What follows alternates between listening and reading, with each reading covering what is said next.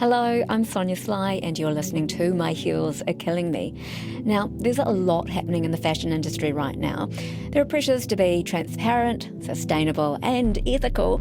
Digital technology and social media is also driving the momentum of the industry faster than production and designers can keep up. It sounds exhausting, and it can be a crash and burn industry where only the strong, most innovative, savvy businesses not only survive, but thrive.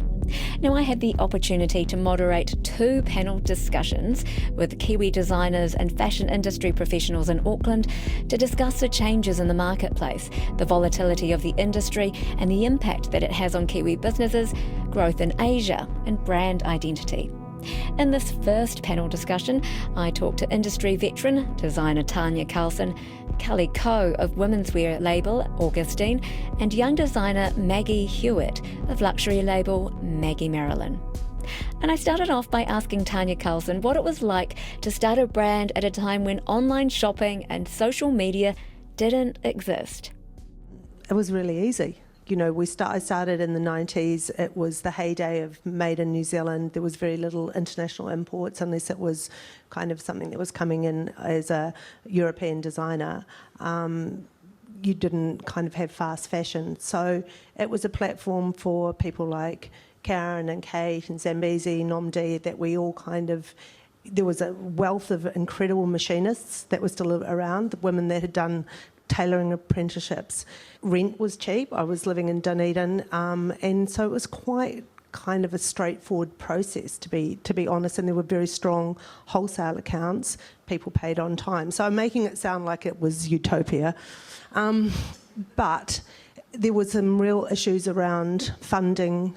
We had lots of problems with getting into Australia, and banks utterly not wanting to support me, wanting me to mortgage. I had a little house. They wanted me to, remortgage my house to be able to export. So that had its challenges. So those were obvious barriers for you. Yeah, yes, finance. And then I bought my first .com out of America, I think in 1998, and it took a while to get a website developed. So quite early on, we had a internet kind of presence. That's how it started for me. And Kelly, you came from a marketing background and you utilise social media as a way to actually sell and promote your brand. Can you tell us a bit about that? Yeah, social media for us has been huge. It's always had its positives and its negatives, more positive than negative. We grew our brand on Facebook. Our customers grew with us, and we were so different at the time because I was the only person that really put myself out there as the face of my brand and said, this is me at the playground with my kids wearing my clothes, and then everyone else wanted to buy them as well. So it's more common now, but when I started, other brands had their marketing person do their social media for them, or they were doing very stylised photos and things, whereas I would literally put a top on and go and stand in my garden and take a photo. And that really resonated with my customers because my customer is not high-end fashion in Auckland. They are all over New Zealand. They are farmers' wives. They're in Invercargill, Te Amuru. I think we were the first people that said, here, I'm the same as you. Yeah, it made it really approachable for them, I think, which was a huge part of our social media kind of. Well, it wasn't a tactic, but kind of probably seemed that way. It was very organic. Did it not feel like a risk at the time to kind of be doing that when there weren't other business models or, businesses that you could kind of reference and go, okay, well, that seems to be working? It wasn't really a risk. I saw a gap in the market for affordable fashion that was colourful and bright. And when we first began, I showed a very colourful, bright, sequined range, and all my wholesalers absolutely hated it. So I had to reach straight to my customer, rather than trying to convince a shop owner that this was going to be a good idea, because they'd never seen anything like it. They'd never seen anything like this colour and this amount of sparkle and beading, and they were like, this is never going to sell in New Zealand. And so I had to go straight to the customer and convince them that it was okay to start wearing colour and to wear those sort of pieces. So yeah, it was me showing them that this is how you wear it, this is where you wear it, just in everyday life, and we've slowly kind of bringing the colour evolution through. Fantastic. And Maggie, for you, you've entered the industry at an interesting time when technology is already there. What strategies are in place to sell your brand utilising, say, technology or social media? Has it been important? Yeah, I think I'm lucky to have launched my brand at this time. I don't think maybe even 10 years ago I would have been able to do what I've done with my brand so quickly. We're so connected now through social media. It's so easy to jump on a Skype call with Neiman Marcus or Net-a-Porter and to be based in New Zealand. I mean, you've had the benefit of being picked up very early on and now stocked at exclusive fashion houses around the world. So what do you see as the benefit for other emerging designers who don't necessarily get that foot in, straight off the bat? I find social media hard because I'm quite a private person, so it's something that I've really had to understand the power that it has, but I think you really can't underestimate the power of something like Instagram for a young brand now. I think you see young brands coming out of nowhere because, of their following on Instagram. It's a pretty important platform for us, even with sales and directly reaching our customer because we don't have our own standalone stores. I've got one store in New Zealand now. We did stock David Jones, 13 stores, 35 wholesale accounts, 3 stores. But 10 years ago, we completely downsized the business, and now it's just me. It's quite interesting change over the 20 years, but it's a profitable, great experience for me. Every morning I get up and I love to go to work. Is the benefit then of having one store of kind of being like a destination store then? Yeah, definitely a destination store, but then you've got online. So all of those customers that bought the brand in Australia now buy online. If you bought a pant in 1997 and another one in 2006, it's still the same shape. I mean, what are your thoughts on the industry here? Is it a volatile time to be in the industry in New Zealand, or are we completely removed from the bigger picture? No, I think that we are completely exposed to it. We live in the bottom of the world. We've experienced huge changes in terms of bricks and mortars, our tariffs coming off about made in China clothing coming into this country, which was, obliterated our shoe manufacturing and most of our clothing manufacturing. So there was massive adjustments that had to be made, change in wholesale versus buying online. There was a period of time there probably about 7 years ago where everyone was just obsessed with buying very inexpensive product coming in on the internet. But it's kind of, for us, it's come back round full circle. But we're not wholesaling, and we're not wholesaling internationally. But I think the key for us is to keep it very lean and to be more specialised and to offer more of a service to our customers. And Kelly, what's your experience been? Because even over the past 5 years, I mean, Facebook has changed and Instagram has changed in terms of who gets promoted first. What changes do you see there and how do you navigate that? Yeah, Facebook is hard, and we didn't used to have Instagram at all a couple of years ago. We're now slowly building our Instagram as our customers, because our customer main target's sort of 30 to 50, they weren't on Instagram at all, and a lot of them still aren't. Facebook is still our major social media platform, but we're slowly pushing them onto Instagram because at the moment I can get as many likes on an Instagram post as I can get on a Facebook post, which is ridiculous because Facebook, we have 165,000 followers, and Instagram we've got 30,000 followers. So it should, theoretically, a post on Facebook should get a lot more pickup, but the algorithms and things are changing so constantly that Facebook, you never know what kind of cycle you're in. You feel like you're on a roller coaster on Facebook, that you might have a week of getting an incredible pickup, and then the next week you'll do a post and it gets nothing. And my highest posts are when I put Havana, my 2-year-old, on my Facebook page. She gets more likes than any other product I put out there. So not that she's a product.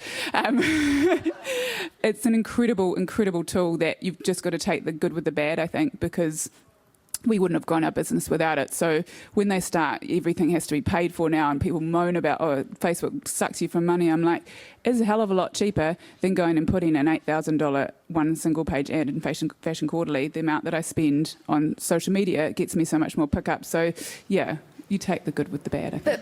But, the big secret, how do you get it right? For me, it's just been that organic, everyday mum on Facebook doing what I do and posting about it. And every time I have a range in, I get a group of friends together and we go and do a photo shoot at a playground or at a cafe and we put the clothes on. That's what gets my attraction more than if I put a model, a 6 foot size 8 model, which is I'm not ever criticise that because I used to be a model. That doesn't get picked up. My customers don't want to see that. The only reason I do a lookbook is so that my wholesalers can see it and we can put it on the website. Otherwise, my customers want to see everyday women, my friends, my customers. We get our customers to come and do our photo shoots for us, and that's what they want to see. And so I think that's why social media has worked for me. Yeah, they feel like they're part of an Augustine family, which is pretty cool. Do you see yourself as an influencer too then? I mean, because you're basically in that market, but you have a product. And I guess it's kind of like working the inverse way for some influencers where they start as an influencer and then grow another brand or a product. I'm an influencer for only one brand, I guess. I mean, we get contacted a lot, like daily, to promote product. I get sent product and I don't post about it. I get offered collabs and things, and I've just always, apart from the one where we just went to Hawaii because that we couldn't say no to that one, but other than that, I just say no. And my husband's been so big on that. He's like, say no, say no, say no, and I'm like, but that would be amazing. He's like, say no, because I've made it authentic, and my customers don't want to see me promoting a Musibel or me promoting something else, because it's got to be about my brand to make it authentic. And so I've kept my page really raw the whole time. At the luxury end, would you say that it is even more competitive? And is there an element of volatility? Because you're out there on the international stage. Is this regards to social media or volatility in general? In general. I feel like there's always been volatility, and I think we live in a time where there's so much change, but I'm a brand that really champions change. I think it's really exciting in terms of the discussions around sustainability are, more prevalent than ever. And as a brand that really heroes sustainability and ethical fashion, I think it's a really exciting time. Now, you recently showed at New York Fashion Week. What was your experience there? Well, yeah, so it was our first time ever doing a fashion show or a presentation. First time showing in New York, which was a dream come true. And I think the thing for me when we were planning to do a show or a presentation was really about doing something different. It wasn't about doing a classic runway show, having models walk down. And I think the thing for me that I love to do is storytelling. So I narrated the whole show. As the models came out, I talked through the sustainability aspects to our clothing, the fabrications, and also how much I want to hero New Zealand and my love for New Zealand manufacturing and my country, and really bringing that to the world. Yeah, we had such a positive response to the real intimacy. What do you think the international perception of New Zealand and New Zealand fashion is in a bigger context? I think if you go to a place like China, they don't know a lot about New Zealand, to be honest. Is it a benefit in some ways, do you think? Yeah, I think so. I mean, we get lumped in with Australia quite a lot. I mean, I've been called an Australian designer quite a few times. I just use that to my advantage, I guess. I love bringing New Zealand to the world and, showing people what amazing country we have. So, Maggie, granted that you now stock in Asia, would you say that there are opportunities there for other New Zealand brands? Yeah, it's been an amazing region for us. It's our second biggest market after the US. And we have amazing multi-store boutiques and department stores like Lane Crawford that we're stocked in. And I went to Shanghai in March and did a store training there, and I absolutely love it. It's such a great market for us, and I have an amazing sales agency in Australia that I work with, and I go to Paris every season and I sell my collections. We have people in the sales agency that speak fluent Mandarin so that we can get into these stores. Now, your tagline on your website is livable luxury consciously created in New Zealand. How important, and I address this to all three of you, is that made in New Zealand branding identity now? How relevant is it? Well, I can tell you it didn't used to mean anything. We for 10 years had a Made in New Zealand sign on our window, and at a time that when I think Trelise went to China, there was a whole lot of us that were stocking the department stores in Australia, and it came down to a choice that I decided not to go to China. At that time, my brother works for Greenpeace, and he was incredibly critical of the human rights and forced labour camps and things that he decided to tell me about. So this was about 15 years ago. But I remember someone came out from England and they said, look, it happened in food, it'll happen in fashion. And because it seemed to make no difference. And then about 18 months ago, there was just this sea change. You could feel it happening, people wanting to know where the clothing was made, how it was made, why it was made, and it's fantastic to have that conversation. And we have a tailor that works upstairs, and if he comes down and talks to customers about their clothing, they're really appreciative and quite happy to pay the price to support Made in New Zealand. But that only works for me because I'm small. But if I was making 300 units of something, I'd be in deep trouble. I would definitely be manufacturing offshore. Speaking of manufacturing offshore, so Kelly, you produce 8 ranges at a time. Your brand is inclusive, but you also manufacture offshore. What has that process been like? We're really fortunate that it's not our own factory in China, but only makes our product. So we can do minimums as small as 30s, which is very rare in China. And also I don't think you could go to China now and get that. We don't have to make 200 or 300 of everything. So that is why I can have so many ranges, because what my customers want is they want to know that they buy an dress and we're not a chain store. There's not 500 of that same dress out there. So what we did quite a few years ago, that we decided to make our ranges really big. So our ranges are kind of 200 styles in a collection, which is over 6 months. That's for one label. But we're only making such a small amount of each style. So yeah, it's very rare in Chinese made. And I think that's why our customers don't mind that we're made in China. I mean, they wouldn't be my customers if they did mind. But we are too small to go through the whole process of being able to tell you where the cotton comes from, when the zips come from, the buttons come from. So that's why I don't go too much into my Chinese made on my Facebook or put it too much out there, because when you go through those fair trade things, they want to know everything. And I buy my fabrics from a fabric supplier in China. So in all honesty, I have no idea how my fabric is made, but I know how my clothes are made, and I know who makes them, and I work in their office myself when I go up there, and it's a small family and it's a small team. They're making 30 of each. So that sits well with me, and I'm fine with it, and I don't have a problem with made in China. I used to work for a New Zealand-made company that was made in China, down the road in a factory that was owned by Chinese people, and had all Chinese workers. So I'm just like, what is the difference? Do you feel any sense of pressure to start, refocusing in the future, maybe considering some other, sustainable ways of looking at either your business model or the manufacturing process? I mean, is there that pressure? I don't ever feel that pressure. I mean, I think it's the way of the world. And I credit Tanya and Maggie that can make in New Zealand. I think that's awesome. But it wasn't my business model. We had to go to China because I have so many different styles, and working for high society that I used to work for, I saw the cost of New Zealand made. We were wholesaling a dress for $222 wholesale, because that's what it costs them to wholesale it. I don't sell a dress for $222 very rarely retail. So to reach my customer and to put it out there as an affordable clothing label to reach the masses in New Zealand, that's what had to be done. Given that your clothing isn't quite fast fashion, but it's also affordable, who is your competition? Different labels have different competition. My biggest issue and my biggest gripe is Charlo, my daywear casual label, is the amount of copycats that I have out there, and they are popping up every second day on Facebook.